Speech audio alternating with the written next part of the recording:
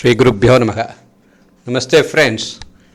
One of our subscribers, Mr. Divakar Saripalli, he suggested that we study the chart of Princess Diana's death, an astrological study on that. He was basically curious about how Pinda and all those methods that we have already worked out, how do they play out in her chart. I was also trying that, so directly I could not get much insights, but definitely there were some very nice patterns in some other way.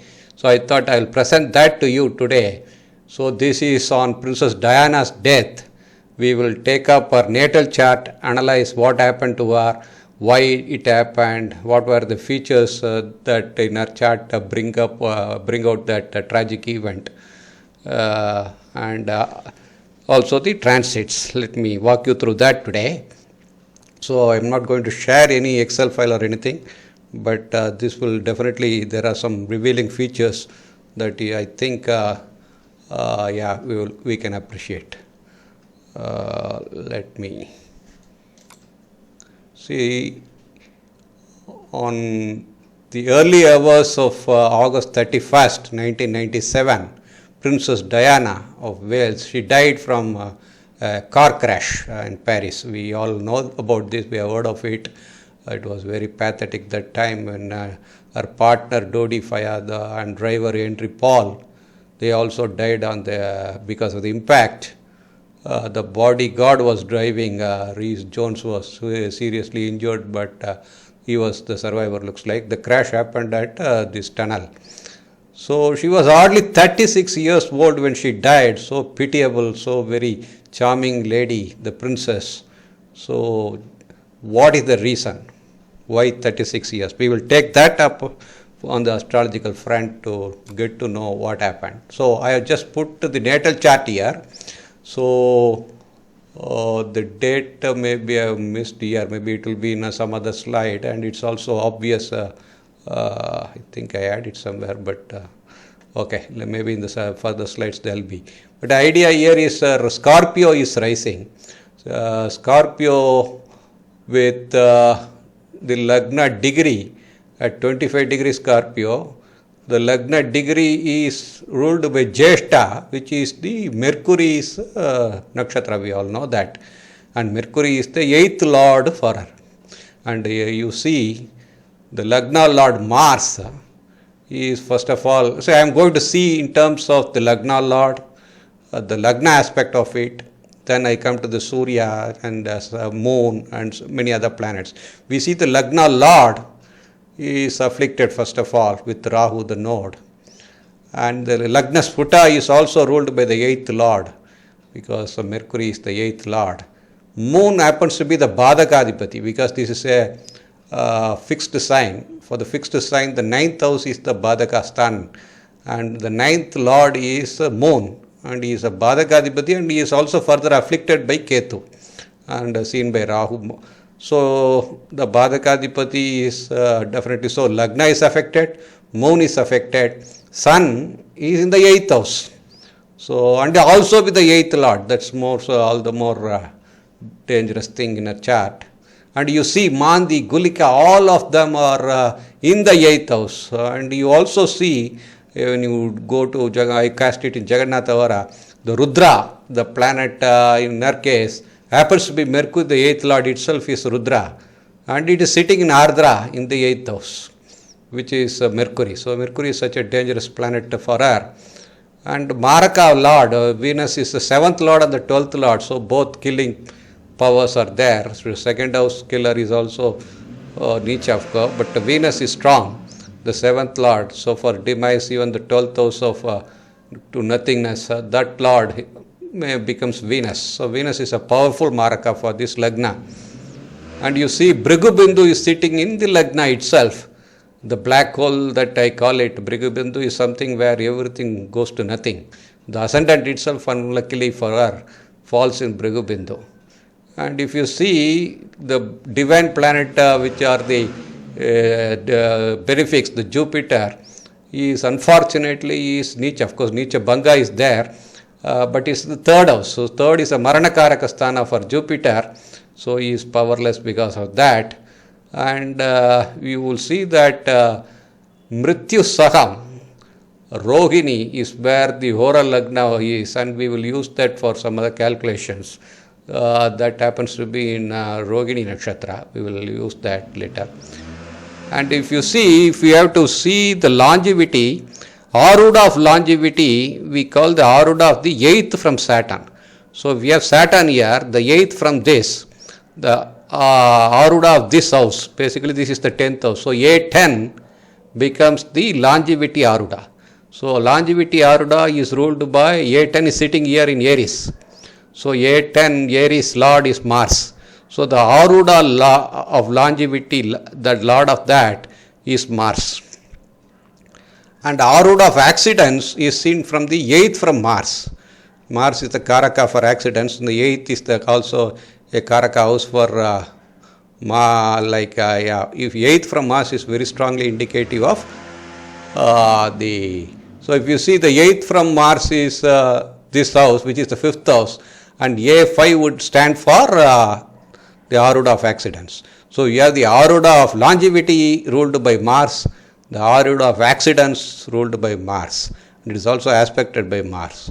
So you are very clearly there is a connection that Mars is a combined connection for the Aruda of longevity and the Aruda of accidents, which combined together, and that's a very dangerous sign in any chart for accidents leading to death. So Saturn aspects the 8th from Mars. If you see the 8th from Mars is Pisces, and Saturn is aspecting that, which is unfortunate. And Mars aspects A8. A8, if you see, is the Aruda Pada of the 8th house. So you have the 8th house, Mercury sitting here. So from there, since it is in its own house, 10 houses from there would be the A8 is Pisces again. And if you see, Mars is having a 8th house aspect on A8 itself. So that again is unfortunate. Rahu aspects the Aruda of longevity. Aruda of longevity, as we already saw, is this SA8, which happens to be this house, and Mars, Rahu is aspecting by the 9th house aspect, we call it. So these are very many negative features leading to death and unfortunate happenings in a chart. And you also note that you can put this chart in Jagannatha Hora and check that the Apamrityu, which is untimely death, that part actually is in Swati. We will get back to that later. It happens to be Apamrityu happens to Saham, happens to be in Swati. So this is to be noted again. So these are some features of the natal chart which are not very welcome. Let us get into a checking of our longevity. So whatever this we had Goyalji's method for finding the Hora Lagna and then using the Hora Lagna HL. That happens to be, in our case, the Hora Lagna happens to be in Taurus. I don't show the Rashi chart here. So this degree in Taurus can be mapped to Drekana, Navamsa, Dvadasamta, Drishkona, HLG. I call it HLG, the Hora Lagna as per the Goyal's method. And that happens to be here Sima. So in D3, the Hora Lagna is in the 5th house of Leo, and the ascendant is in the Capricorn, therefore the 10th Rashi. So this lead to Yam, which is a middle age, middle life. So Yam is just midlife. So on a midlife, you can call it first 30 years a short life, and 30 to 60 is midlife, and a longer life is 60 to 90, say, and an average classification. And she died from 30 to at the age of 36 she died. So it seems to work correctly, this Hora Lagna as per Goyalji's method. And this sunrise and sunset I pulled from Jagannatha Hora only. So that's one thing. I worked out the other longevities as per Pindayu method and all. They are giving very large numbers for her, like more than 80s and all the longevity scores that we did. Her sun is quite strong, so we checked, even Amsayu checked, I checked Pindayu, I think they don't lead to correct numbers. This seems to address it fairly closely. But more than these mathematical methods, I will show you some features which were really alarming. So let us proceed. This is coming to the transit date itself.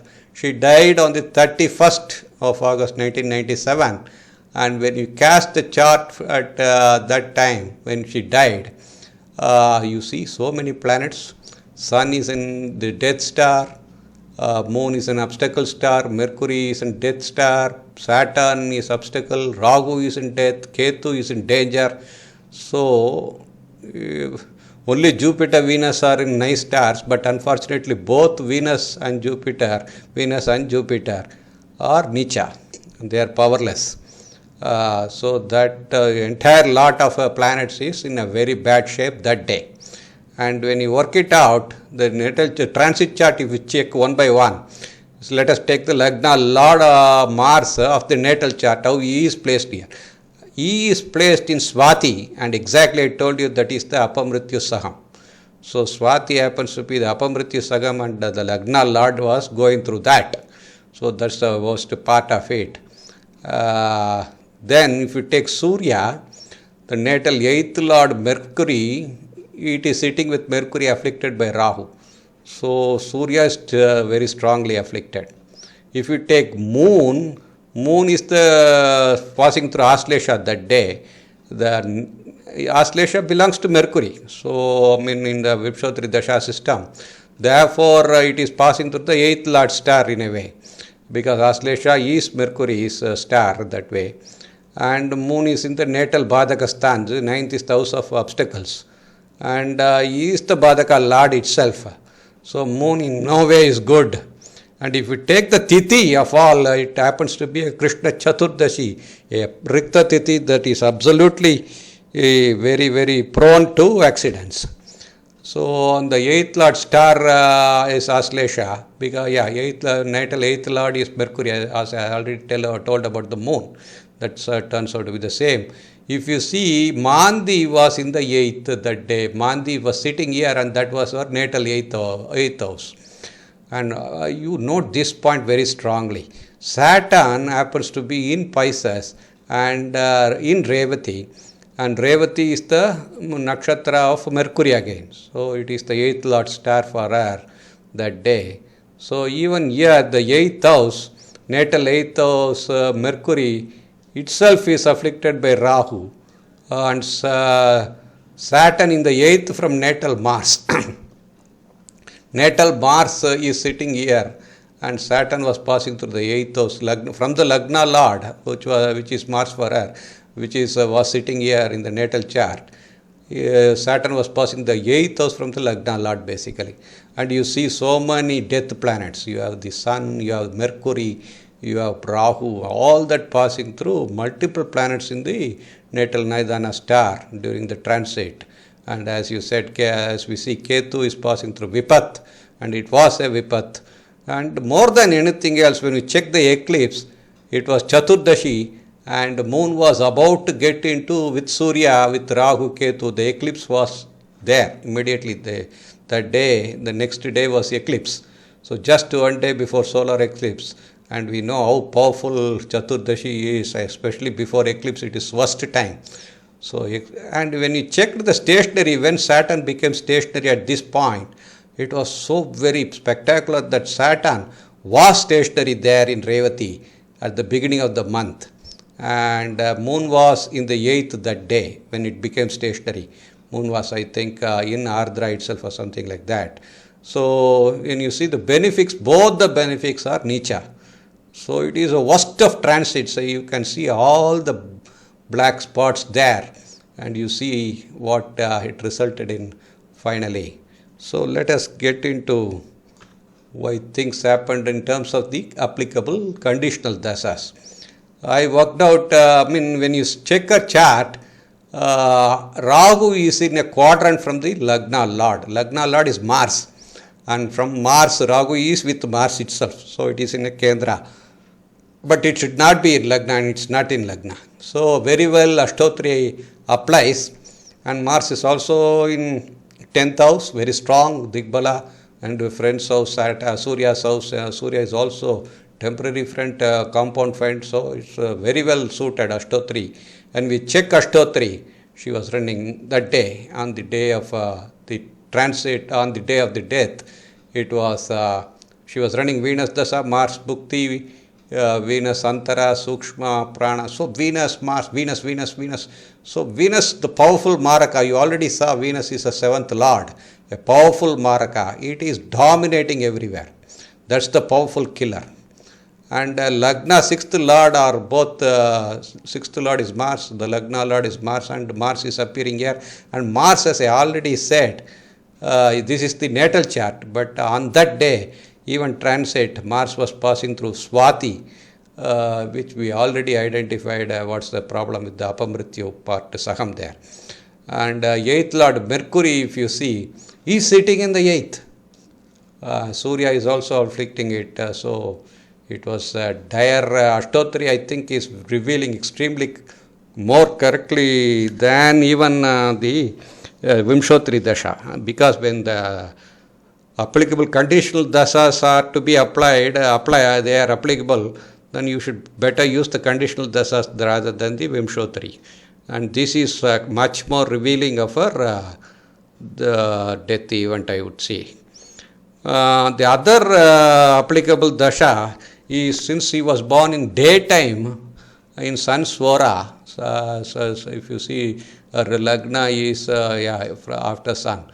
Not beyond 180. So it is daytime, and Aurora you can check, it is in Sanswara. So this is also applicable, and this is applicable when Mercury is quite strong. Mercury is indeed strong because it is a very own house, but in the 8th, which is not good. For the unfortunate event, it is a lot more stronger. So here also you see the role of Venus, Mercury, Rahu, Venus. So Venus seems to be the dominating killer here. Whereas if you see Vimshotri, it will be Jupiter, Rahu, I think. Those two planets were perfect killers. So I think the applicable conditional dasas explain her death much more strongly, unfortunately. And I looked into SBC, the Sarvatobhadra Chakra, on the particular date. This was also somewhat revealing. When you see the Akshara Dhyana D, Dhyana here, it has Veda from Ketu, it has Veda from Saturn, it has Veda from Nicha Jupiter, it has from Venus. So it is really, really bad for the Dhyana, her name itself. And if you see, her Chaturthi is the birth Tithi, and that's a Rikta Tithi. And the Rikta Tithi is also aspected by Venus, the Veda by Venus. Venus is a Maraka, we already saw that.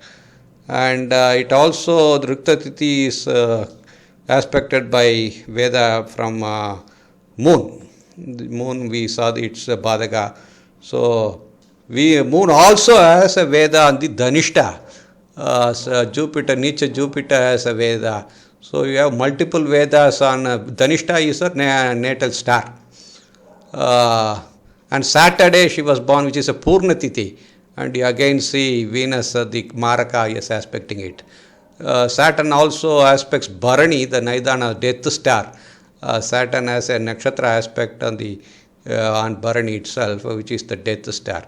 So even SBC, as a postmortem only we are able to do, but definitely all the negatives were in place. So that is, and Swati, Mars was in Apamrityu star itself. So these are negative things there in the SBC. Now this is what it was. It pushed me to a startling revelation, I would say. I definitely know that you will also see what is startling here. I was looking into our Ashtagavarga. So Ashtagavarga, if you check, see there is a method for Ashtagavarga. If you check Ashtagavarga, I think we had our Ashtagavarga scores here. See, multiply the Shodyapinda of Sun with the figures in the 8th from the Sun in the Ashtagavarga of the Sun before reduction. Divide the figure by 27. The remainder shows the nakshatra, the transit, and all that stories are there, right?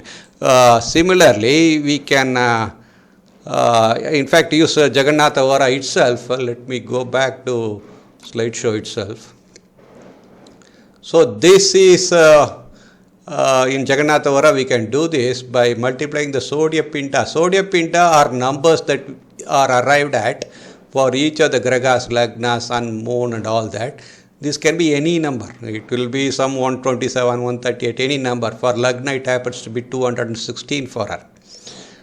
And what this does is this 216, if you multiply by the various numbers that you see in the Bhinnashtaka Varga of say the ascendant, and you see I have written down the Bhinnashtaka Varga scores like 6, 4, 5, 6, 4, 5 and all that.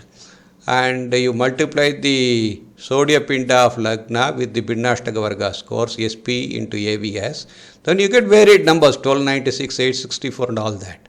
And if you take the mod of that with respect to 27, every number is a multiple of 27 for her, which is something remarkable when it all happens to be Revati star.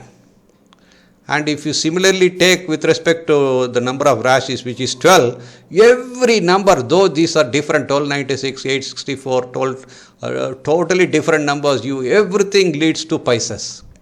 This doesn't happen to anybody. This is something of a very, very, the Ashtaka Varga calculation reveals a very remarkable pattern in our case. This is what stunned me like anything.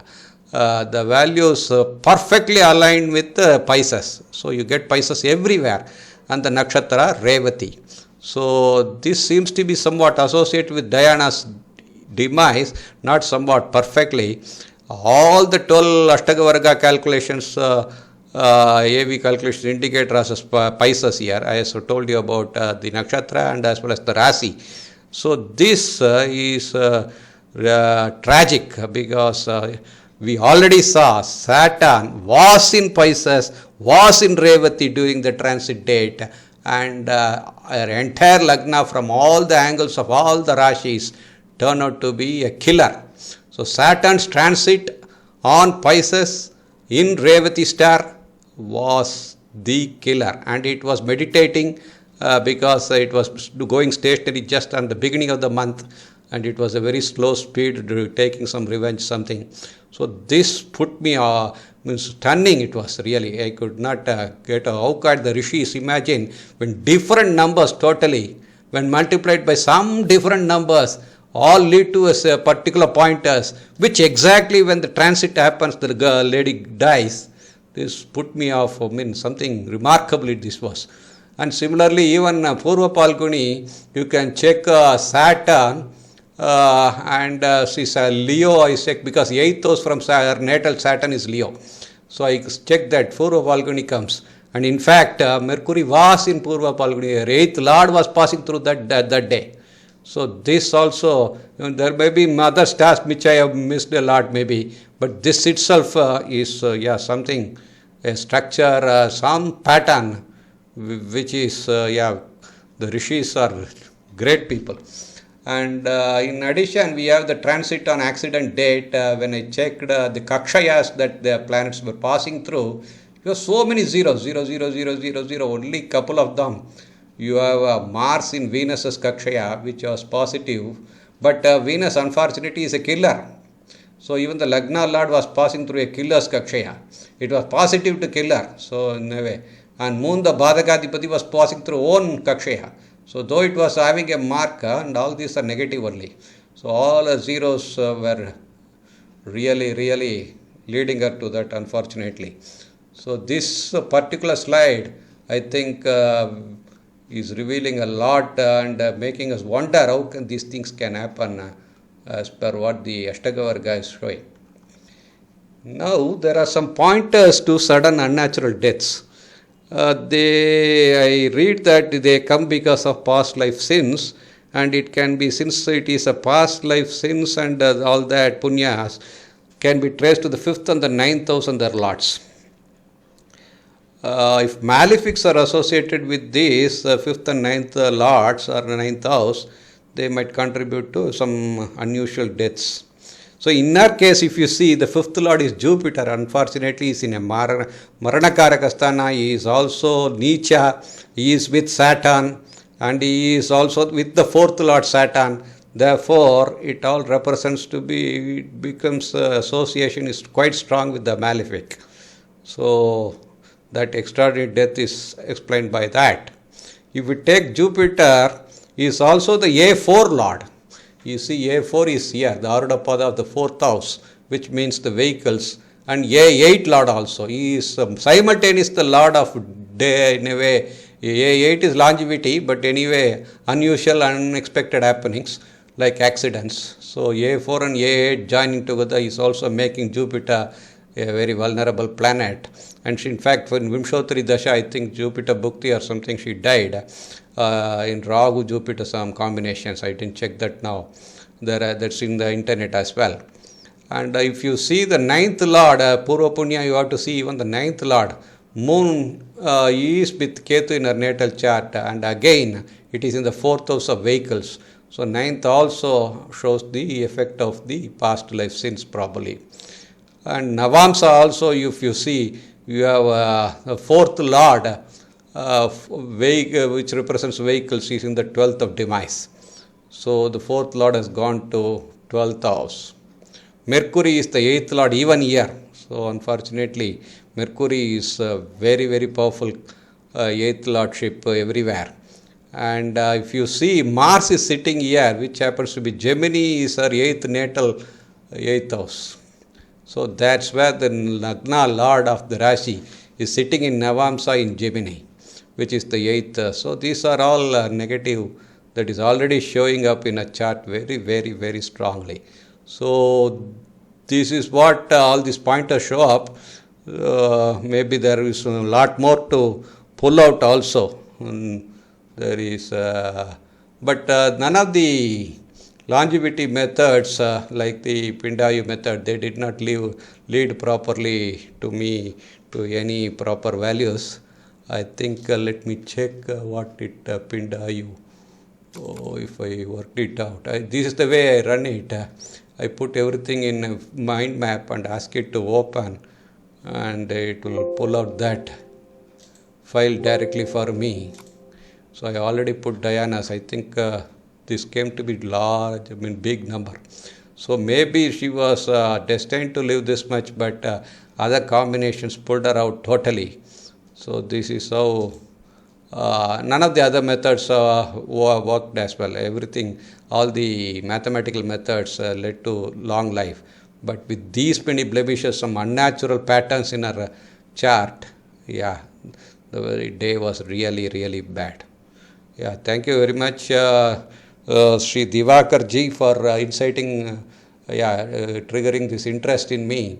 That pattern reading was definitely something very revealing to me. Thank you very much.